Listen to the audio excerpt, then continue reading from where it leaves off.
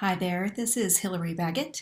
I serve as the prayer coordinator at Planting Roots, which is a women's ministry with a mission to encourage military women and wives to grow in their faith. And you can check us out, www.plantingroots.net. Today we are going to be talking about intimacy in marriage. So this is the warning that we're not going to get into graphic or show pictures or too much detail, but we're going to be talking about physical and emotional intimacy today. And I have been married almost 23 years to my now retired Marine, and it is with his approval that I record this today. And we just want you to know that God designed marriage to bring us together in unity. And we're first going to be talking about Ephesians 5, and God starts us out in 5:2, actually written by Paul, to live a life of love just as Christ loved us. So it's important when we're talking about intimacy to realize that it has to start in love, and no matter what you call it, intercourse, getting busy, doing it, lovemaking, your choice. Again, you don't have to share that with anyone else. It is what works for you and your spouse in the privacy of your space. Ephesians 5:30, for we are members of his, Christ's body. And then verse 31, for this reason, because we are members of Christ's body, a man will leave his father and mother and be united to his wife, and the two will become one flesh. And that unity and union is a lot of what we're talking about today. And for some people, the love and respect part, just like in Love and Respect by the Eggerich couple, is what is kind of the bookends for bringing us together in unity. And finally, in Ephesians on 33, the man is to love his wife as he loves himself, and the wife must respect her husband. So love and respect are key aspects to coming together in that unity.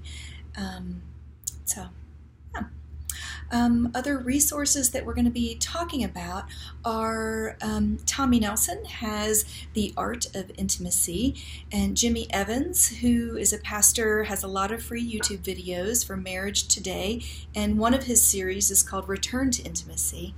There's also a couple books out there. Linda Dillow and Lorraine Pintus wrote Intimate Issues with a 21 questions bonus.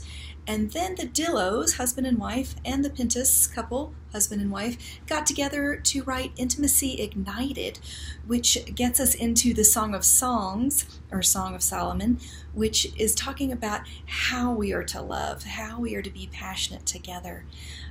So it's great that God encourages us in His Word how to love each other physically. And sometimes we have to get there through the emotional part first in order to do that. Communication is a key part to that comfort and getting through the emotional part to get to the physical part. And in some couples, they might have to do the physical in order to kind of be united enough and safe enough to discuss the emotional.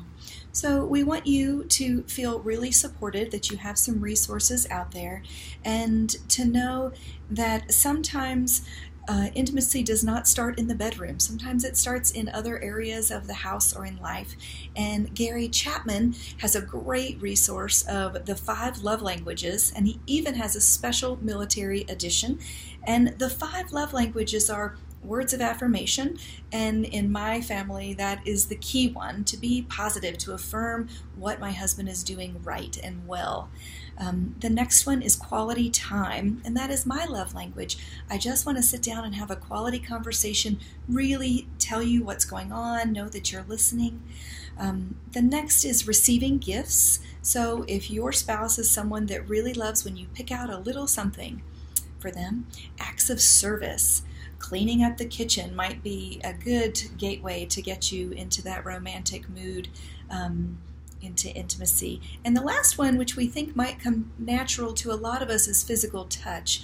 that is a love language, and for many people, they need that physical touch regularly in different ways. And it might be on the shoulder, it might be a foot rub, it might be something more hugging, kissing, and you can go from there. So knowing that speaking our spouse's love language is a key to intimacy. Well, I hope we've covered a few things for you. We want you to feel in the month of February we are discussing how to flourish in marriage. And we know that physical intimacy is a key component to that union that God designed to bring us together. So I challenge you to have a conversation with your spouse and see if you can make sure that you are having that physical connection and just reaffirming that vow that you took. So again, Hillary Baggett, Planting Roots, and you can check us out, www.plantingroots.net. Bye-bye.